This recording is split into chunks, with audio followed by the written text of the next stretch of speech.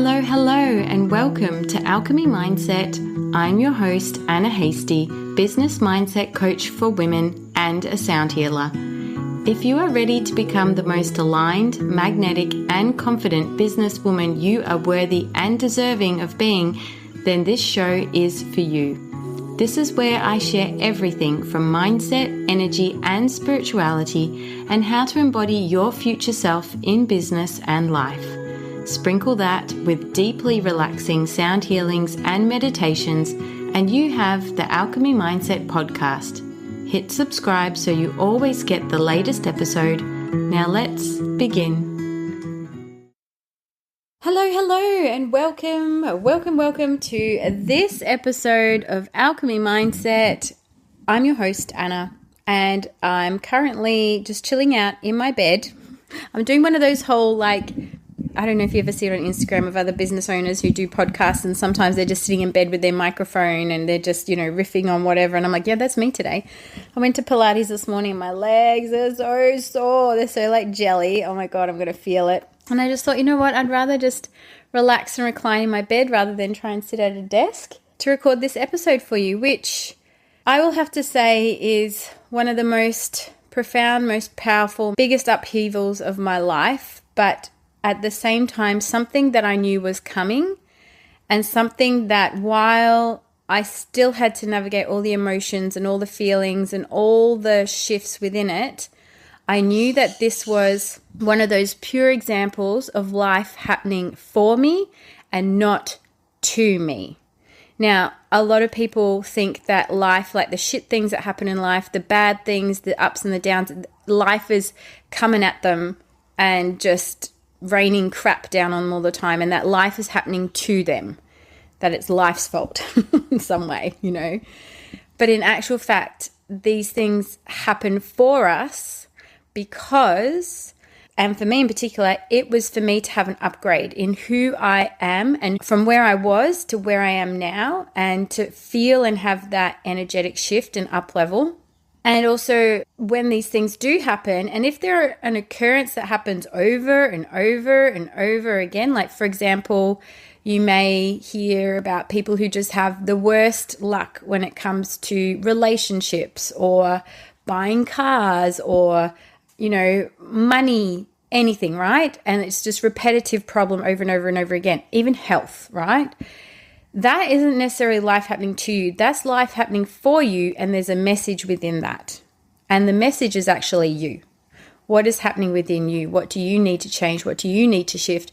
What is not serving you? What are you ignoring and not acknowledging? And what do you need to do about it? Okay, so this episode is titled like a shamanic death, a stolen car, and a new identity. I can't remember the exact title I've given it. But basically, that is what happened in August. And I will say, leading up to this whole entire event where my car was stolen and then written off, literally she was burnt to the ground, I kind of had this feeling something was going to happen. And this whole entire year, I've just felt this big internal identity shift. And not an identity in terms of like, I'm going to rebirth myself, I'm going to call myself Sue, and I'm going to be a completely new person and whatever. No, more as in I'm up leveling myself, and spirit is coming in to help me do that. And this up level is really important internal growth, personal growth that will have massive impact on my life, my family, my business, my world. And I think it also circulated around the fact that Francois and I are talking about doing our last round of IVF to welcome in baby number 2, and that tuning into that soul at the start of the year, like I really started going, all right, I know we're going to do this process. I'm fairly and relatively confident it's going to be fine because Ava was a success. I don't see any reason why this wouldn't be. I know my body. It's pretty much like a clockwork machine. It wouldn't let me down. And I just know that there's another baby going to come into our life. I know we're going to be a family of 4. I know I'm meant to have 2 kids. So like Ava, I had tuned into Ava's energy and her soul like well before I met Francois. I knew her name back when I was like 22. Crazy. I always had this thought like, if I ever have a kid and if I ever had a girl, I'm going to call her Ava. And in that time, my mind was like, yeah, all right, you're having a kid. You're going off traveling. You're going to have adventures, freedom. There is no way you're having a kid, right? That was me back then. 20 years later, hello, I'm a mum to one child. I'll soon have another child. And even leading up to like everything, Ava had been a really strong presence in my life and just in the background waiting for her mum to get her shit together. And even Ava in herself, I think she was waiting because she wanted me to go through IVF because she wanted the best body possible to come into this lifetime to do whatever it is that she has to do. And that's the way I see my journey through IVF. Anyway, so tuning into this soul at the start of the year, I'm like, I haven't actually sat down and tuned a lot into this little soul. Like, I don't know, am I giving it justice? Am I giving it the love? Am I giving it the acknowledgement that we're ready to meet each other and blah, blah, blah. But I had this feeling that its presence was there, different to Ava's, a lot softer, but more heightened, if I could say, like a very powerful energy, but a softer presence. But this energy was actually part of the shift and change that happened in July and August. And I just had this feeling that this was all part of me welcoming this soul in, and this soul was influencing this change and shift. And that's a beautiful thing. Our baby souls and spirits, while we might not know exactly who they are, and they're not in their physical form yet until they're actually coming through the birth canal, as spirits, they can help us. They can help us in so many ways if we just welcome them in, let them in, tune into them and things like that. Anyway, I'd also had this feeling. I'd been working with Tara and the Social Bolt on my marketing, and I remember messaging her at one stage going, I have this feeling that I'm shifting into this new business identity, and she's the entrepreneuress. Like, I've had this name circling around me for a very long time, a few years now. And there's an episode I recorded, a few months ago about the entrepreneuress and who she is and what she represents for me. I said to Taryn in a message, I think this is time for me to step into this. I really feel this energy is coming through and I can't explain it. I can't articulate it, but I know it's there and I know it's powerful and I know it's profound and I know it's going to shape my life. And this is something that I'm really feeling. So along with this connecting somewhat to this little soul, as well as this energy coming through to this business identity, I could just feel this shift and change within me. I could feel this like queenly, sovereign, divine feminine energy coming through. I felt like at times there was wings expanding out from behind me. There was times I'd get into my car after I'd done some exercise or had been somewhere and I just have this overwhelming feeling of I'm shifting, I'm changing, I'm leaving something behind to welcome in something new. And you may have remembered a couple of stories I'd done on Instagram about that. But I knew I also had to wait for the moment that everything kind of, came together and finalized. So July was the month that we decided to go do IVF, and the window was right during the school holidays. We had tried in May, but it turned out that I had a cyst in my uterus and we just had to wait for that to clear. I did a detox with my naturopath and that literally flushed everything out. So test results came back positive, that everything was clear, and July was the green light. Dodged COVID because, of course, Francois came down with COVID. So I'm like, oh, great. Dodged that, and then headed down to Perth for a week just on my own. We denied as to whether we take the whole family down, but realized as much as that would be nice for Francois to be there while they do the implant of the embryo, the transfer, at the same time it was just impractical cost-wise and timing and all that kind of stuff. So I went down by myself and had, relatively a chill week for myself, which was great. Everything went smoothly, went like clockwork. It was actually, I sat in the same chair in the waiting room they assigned me to, that I was there for Ava, had my same doctor again, which was amazing. And everything just happened exactly the same, Like when I saw with Ava's transfer and this baby, it's like you can see it on the screen how it all gets done. And it's just like the embryo is just transferred through like a syringe almost, like a catheter. And it's a little ultrasound that they do at the same time, so you can see it going in there. It's like, bam, the light is on, the shooting star is there, and I knew we were good to go. So came back, and then obviously we had to wait the few weeks for the blood test results to confirm that we're pregnant. They advised us not to do a pregnancy test because the amount of drugs that I'm still taking to support this transfer can influence and mask a false positive. So July 25th. get the telephone call. Congratulations, you're pregnant. And then she said, we were so excited for you because we saw your history and we realized this is your last one. You only had 2. Congratulations. This is amazing. And then she said, did you know you were pregnant? And I said, yeah. I said, my body has just responded so well to all of this. Like, my tummy's already sticking out. I can already feel the similar sensations. The nausea has just kicked in. Hello, nausea. So I knew that we were good to go. So that was July 25th on a Thursday. That was also the same morning I took my car in for a service. Now, my 4-wheel drive had been a huge representation of my time and life here in Broome. She was probably something I celebrated so much. I took care of her. She was my pride and joy. My car was called Ginger because her license plate was 1GIG. So Ginger was like a cool name. And I thought, you are a ginger because you're sassy, you're adventurous, you're fun-loving, you love getting out there. And I tell you what, the adventures and the places I've been with that car, it was just incredible. When I bought her, I knew straight away that that was my car. Funnily enough, so this is the thing, it was a Toyota Prado, a white one, very generic to all the other Prados around town, except for I had been seeing a car around town that was 1GIG 532 driving around town. And I kind of was like looking for a car like that. It was also a Prado, same year, same model. So when I went to see this car, I was like, oh my God, this is the car I've seen around town. Because for me, I always memorize license plates. It's a game I love playing for myself. I love making words out of license plate letters and things like that. So I'd already seen GIG 532. Oh, I'd seen the GIG on a white Prado. So I assumed it was the same one. But the guy was like, no, we've just changed the plates. Little did I know, my car was 531 and the other one I'd seen around town was 532. So Ginger had a sister driving around town, and that car still exists. And they were very similar, like similar kind of roof racks, similar kind of light bar, bull bar, all the works. I was like, they do look so similar except for a few differences. Anyway, when I saw that car, I was like, this is my car. I know it 100% is my car. The guy was like the second owner. He loved it, took great pride and care in it, had done lots of upgrades that I was looking for. And I just knew that she was the symbolization of everything I wanted in Broome. Adventure, fun, travel, freedom, being out in the outdoors, like camping, 4-wheel driving.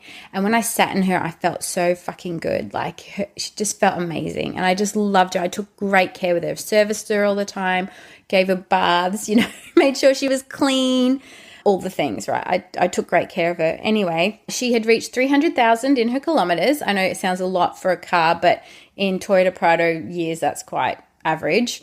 And so she was going in for a big service. So that was expected. And yeah, then on Sunday night, the 28th of July, it all unfolded.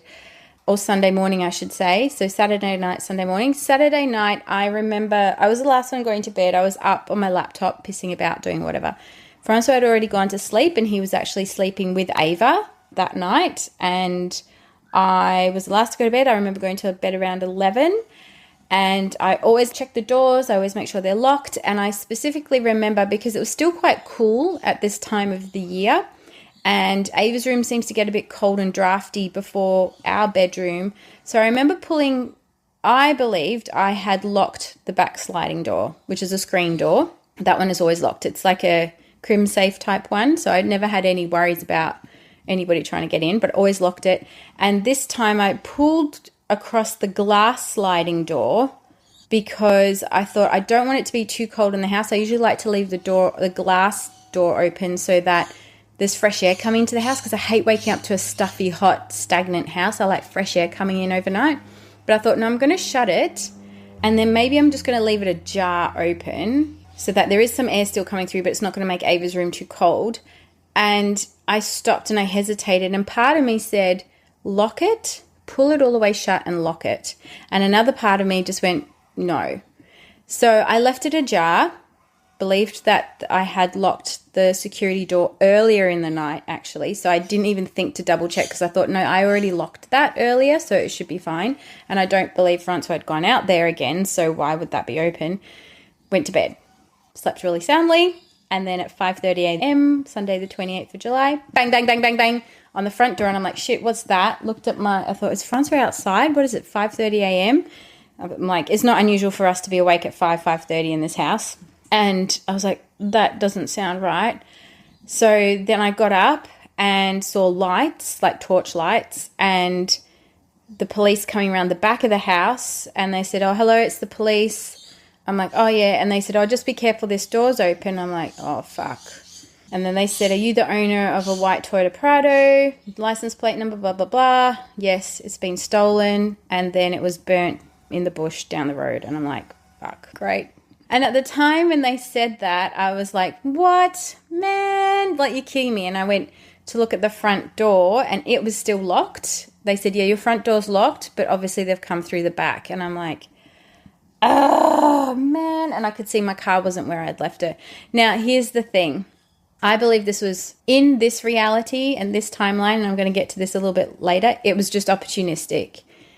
Unfortunately, this stuff happens here in Broome. It's not unusual for cars, bikes, scooters, whatever, to go missing and end up somewhere else and often burnt to a crisp. It's what kids like to do around here. It's just unfortunate. It's almost, you could say, a way of life. And from that, we do have to be very security conscious. It would be nice to just leave doors and windows and cars and everything open. And I just believe that at that moment in time, I was like, it's just opportunistic. Like, they just targeted our house because obviously it's a car, it's an auto, it's not a manual. So they're not even going to pinch or steal my husband's manual ute, which is a bit of a bomb. It's falling apart. Like, it's probably seen its day. Anyway, my car's an auto. They know how to get into these cars. You just need the key, et cetera, et cetera. It's nothing too difficult. We don't have a dog, so we don't have a dog alarm. So that wouldn't have, like, set any sort of warning off either. And yeah, they just tried their luck and they got lucky. This had never happened to me before. So in some ways I felt like, oh great, Broome's finally caught up with me. This side of Broome that I deliberately and strongly excuse myself from, like I don't get involved in a lot of conversations around this because I don't like to generate the fear and anxiety and worries about it, has finally caught up with me. Great. Lost my car. Fuck. That's our only family car. Like, this is an inconvenience, not just for like, because it's a car and we don't have it, but it's our only family car that is suitable to put Ava in to get us around town. And I was just like, man, okay, all right, whatever, let's do a statement. So they'd obviously come in, tried the back door. It was unlocked. They've gone in, they've found the keys, which I have to say we weren't very like security conscious about. They were just hanging up in this little macrame bag on a hook, but near sort of the front door. And at times I thought, oh, we'd probably better be a bit more security conscious about this, but had never had any problems, had never had any worries about this. And I'd always believed that, I just had faith that our house was protected, and I just had faith that our items were protected, because this is what I wanted to say. The number of times I've left my car unlocked, a front door unlocked because I forgot to lock it when I was going out with Ava, and I've come back and gone, oh, that was unlocked. Car's unlocked. I've even left the keys stuck in the front door of the car overnight. Like, how more helpful can you get? They didn't come around that night. No, they had to come around the night that I thought I had everything locked. So I was like, man, it's just opportunistic. Like, they just hit right. You know, they could have tried any other house and got lucky too. So bum. I, at the time, knew that this wasn't going to be great for my nervous system, and that eventually I would probably suffer. I'd go through grievance, or I'd go through like all those feelings of sadness, loss, grief, all that kind of stuff. But for now, it was just like, this is just a massive inconvenience on our life. Like, thankfully, my parents live in Broome. We can borrow their car if we have to, but car shuffling's a pain. It's insured. My car is insured, thank fuck. Like, I always insure it. So now we just have to go through that whole process. But man, and I didn't also have this feeling of being intruded. Like, people are like, oh, but they've intruded in your house and that feels like, and I'm like, yeah, but I don't feel violated in that way. Like, I don't feel like, yes, they came in, but they came in and left. They came in and they left. They didn't go anywhere. I don't believe they went anywhere else in the house. They just went in and out, and that was it. And I'm glad that Francois was sleeping with Ava and I was on my own, but that was okay. But they just went in and out. Like, that's all they needed to do. So come Wednesday, I'd messaged my mentor, Nikki, and I said to her, guess this is what's happened. I believe that this is a shamanic death. I believe this is part of my identity shift. I believe I'm going through a quantum leap. I believe this is happening for me for a reason. And she's like, babe, that fucking sucks that you've lost your car. But yes, this is a massive shift within you, and I'm going to help you get through this. Now, I recorded a whole episode coming up with Nikki talking about her side and how she helped me through her process of mindset and nervous system regulation and subconscious reprogramming. Because I tell you what, it was, I think, aligned that I was working with Nikki at this moment in time. I'd had this thought of ages ago, I would really love to work with Nikki Voxx this year and work on my mindset. Wasn't aligned at the start of the year, but July, I think, is when I started working with her. I just knew it was the right time. And bingo, it was, because without her in my corner, I think I would have been a more disheveled mess. I would have got through everything eventually, but it would have been a harder, more triggering time than what it is now. Like, for me to sit here and record this podcast feels so easy. Like, I don't have, and you'll hear this in the next episode, I don't have any feelings towards the situation. Like, it's almost like there's neutral feelings. Like, there's fuck all feelings around this. It just happened. But what's come out the other side has become more powerful. So Wednesday, I'm messaging Nikki in tears, and I'm like, I can't cope. I'm going through this. I also feel like the nausea is starting to ramp up. So that's starting to play a little bit on my physical well-being. But mentally, emotionally, and like mindset-wise, spirituality, I feel wrong. Like, I feel like I said to her, I feel like I'm in two places and I can't pinpoint where I'm meant to be. I feel like I'm neither here nor there. I feel like I shouldn't be in this world, but I'm in this world. I feel like I'm on two different timelines. I feel like things are not merging together. And she said, yes, this is part of your quantum leap and your shift, where you feel like you're still stuck in one world, but you're entering another.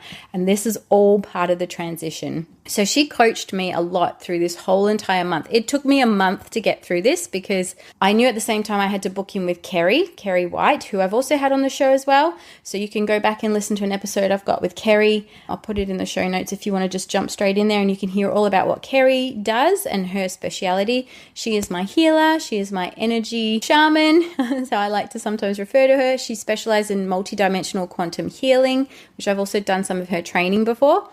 And it was going to take me a month to get in with her, because she is extremely popular and very booked out. But in that time, and this is when, and I'll have Kerry come on as the third episode in this series to basically highlight how she supported me and what became evident out of my session with her. I felt like I was going mad throughout this whole month. I just felt so disorientated, so out of my own body. I struggled. Like, that Wednesday, I said to Nikki, I can't work, I can't think, I can't function. So I sat on the couch and I painted my toenails, gave myself a pedi, watched TV, took care of myself. Nausea was starting to ramp up in these next few weeks of August, and I was really struggling to feel normal, to function, to think, to just operate, really. With Ava, my nausea hadn't been so bad. It was manageable with like some herbal remedies and I was fine. This is where I had to go to my midwife and say, give me the fucking drugs, because I can't deal with this. I can't think. I don't have clarity. I can't eat. Like, food is disgusting. I'm really struggling. As soon as I got the medication, I felt like I was normal again, but still had this feeling of neither in this place, neither in that world, and that what was really becoming evident, and I said to Francois, I can't be in Broome anymore. I think this is a sign that I have to leave Broome. I think Broome and I are done. I think my energy and my time with Broome is done, and I've learned all I've had to learn from Broome. I came to Broome for a reason. I've been here 11 years now, and I want to get out. Like, I am done. Like, I am so done. Like, I want to get the hell out of here. Let's just sell the house. Sell the house. We just buy a car and we just go somewhere and we start over again. And he's looking at me going, you're not in a good place. He goes, well, we could, but I think also let's just, wait for our payout and just see how it all unfolds. And in the meantime, I'm still feeling really, really, really uncomfortable within myself. Years ago, when I was first pregnant with Ava, I must have been like 2 months in or something like that. I had this unbearable feeling that I couldn't be in the house that we were living in. So we were renting a different house before we bought this one. And I just felt like I couldn't be in any room of the house, but being anywhere else in Broome or around town was fine. And at that time, Kerry established, I did a healing with Kerry, not only to integrate my pregnancy, but to basically, she identified that there was a spirit following me and just wanted me to get the hell out of the house. Like, it was a very unhappy indigenous spirit that had made the promise to look after the land and was just very confused why there was so many people in her land and on her land. And that was a very profound healing I had with Kerry and with that spirit. And once that was cleared, everything was fine. I felt light, I felt free, I felt normal. But again, I was like, well, maybe there's a spirit, maybe there's something left over from these people coming into my house. And this is stopping me from feeling like I can't be in any room in my house. I hate the front yard. I hate the backyard. Fresh air is all I feel like I can tolerate, being outside. But even anywhere in Broome feels so uncomfortable, like down at the beach, down at the park, at the shops, at anywhere. Like, I just felt energetically unaligned to Broome. And I hadn't had this feeling before. Broome has been my home. And this is the longest that I've lived in one place in my adult life. Usually it's like 2 or 3 years here or there. 11 years here. Like, holy shit. Oh my God. So Nikki's on one side of me, coaching me through the mindset and helping me to regulate my nervous system, because so many times I'm messaging her, I'm on a chat with her and I'm like, I've got this anxiety. I feel like I'm not coping very well. I'm struggling to see the process of this. And she's really helping me. She's helping me to regulate my nervous system. So meaning to feel less traumatized, less anxious, less stressed, and more calm and in control. And she's also helping me to understand this whole process is part of me stepping into this entrepreneur self, this new identity that has been waiting for me, and I'm in the tunnel and I'm about to come out the other side and step into this new era. When I finally landed with Kerry, I said, oh my God, this is what happened. And this is where I am right now. I said, I can't be in Broome. I'm done. Like, I feel like I'm neither in this world or that world. I feel like everything is wrong. People in my life are wrong. I'm in the wrong place. I feel like I just can't be here, and I'm still struggling with this nausea.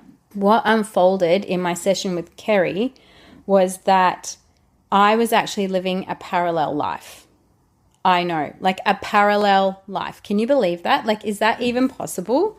So I've experienced past lives, generational past lives, different energy healings with different people, including my healer, Kerry. But I've never actually had someone say, that was a parallel life experience that you have just moved through, or that I'm going to help you heal.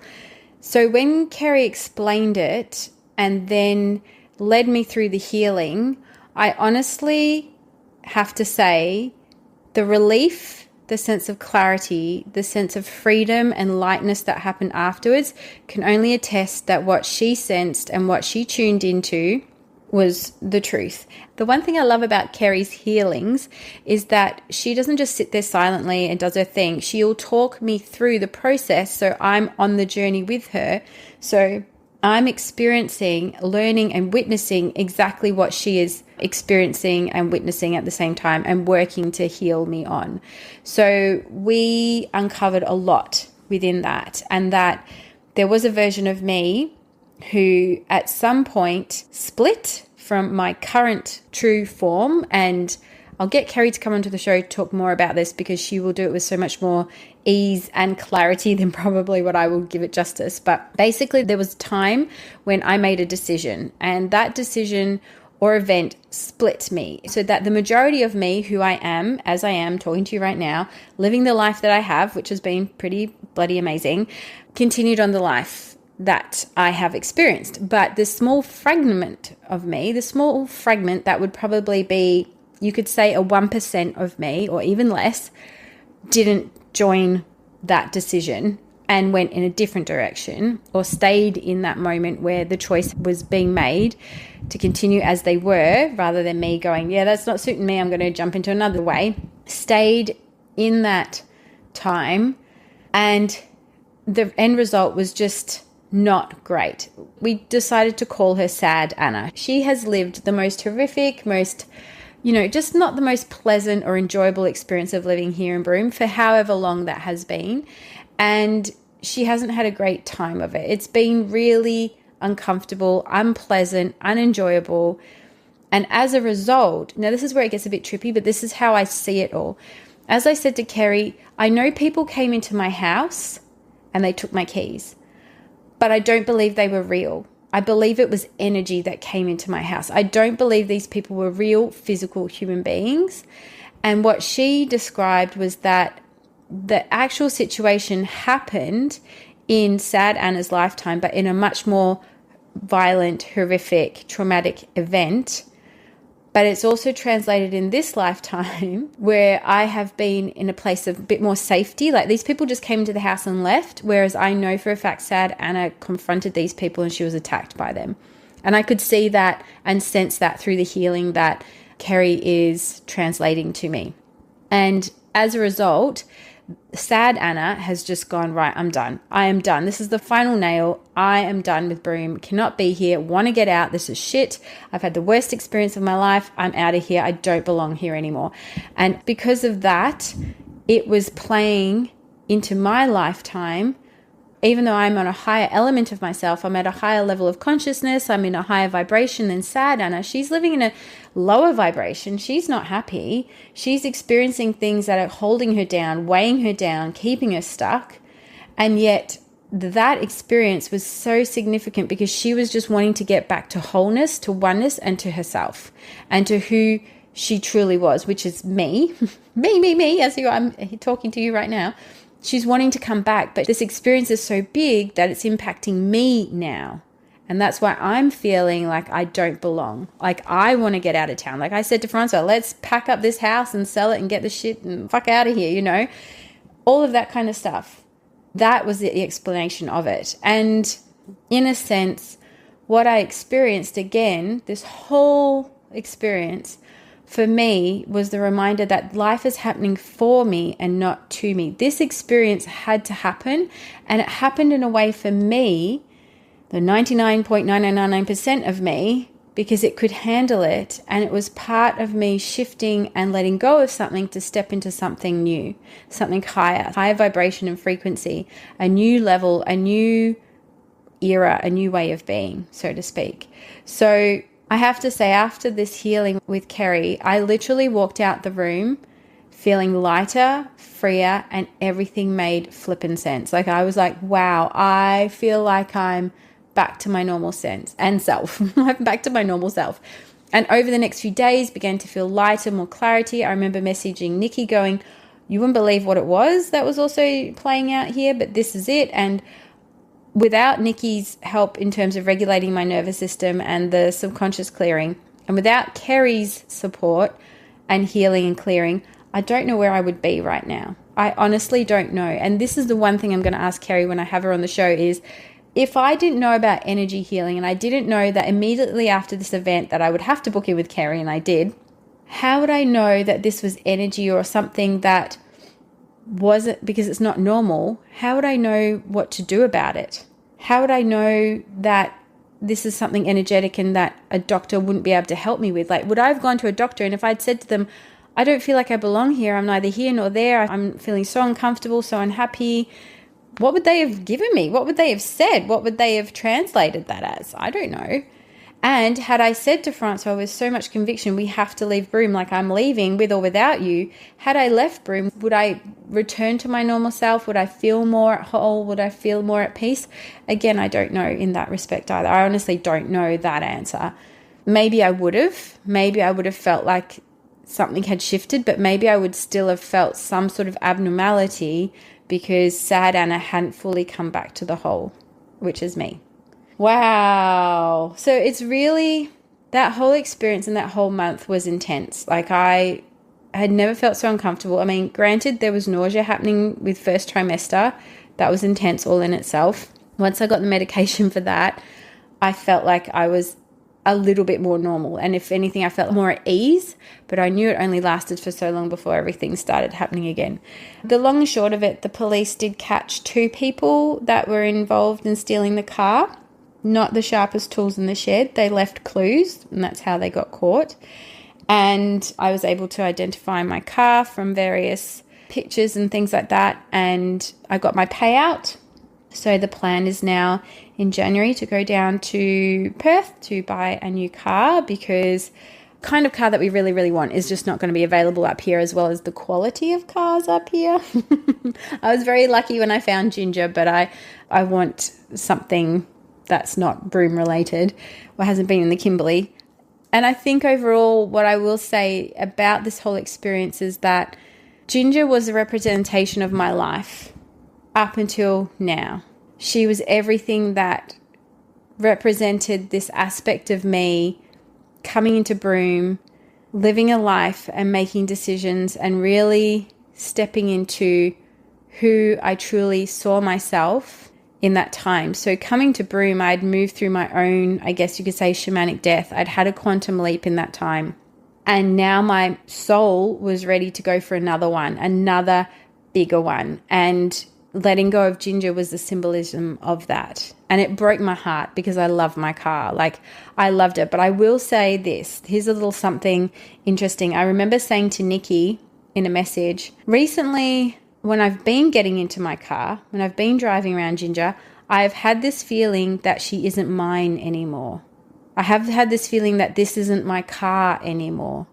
And it was weird because every time I would get in my car prior to those feelings, I would get into my car and I'd be like, I love my car. I love driving her. I'd have chats to her. I just feel so cool driving her. I loved her. Like, I just had this immense sense of love. But these couple of times I did get into my car prior to the theft, I was like, I don't think this is my car anymore. I don't feel like it's my car. Francois and I had talked about the need to upgrade my car eventually. And the long and the short of it was, even though we'd had a nice, costly service on her at 300,000 Ks, at least she went on an adventure in her best, looking her best, driving her best. Can I just say that? I feel like she was in this Thelma and Louise moment, you know, going down in a blaze of glory. She wanted one last, moment of freedom. She was like, you're never going to sell me, you effers. I've got freedom and choice. I'm going with these dudes. I'm like, yeah, good choice. But yeah, I just see that what she did was, in a way, she kind of gifted us something because we've now got money to buy a new car, a car that's going to support and serve us because we want to be able to travel eventually, and we need a better car to tow a bigger caravan, if that's the sense. So sometimes I look back at all these things and think, well, she's gifted us a little legacy within that, and we're able to actually move forwards a little bit more in what we want to do eventually in the next couple of years. We want to go traveling, like as a little fam bam in a van, travel around Australia or something like that. Just do something. So she's in a way like carving and opening the doorway for that to happen, as well as being the symbol of that's the end of that version of Anna, because Anna is now this version.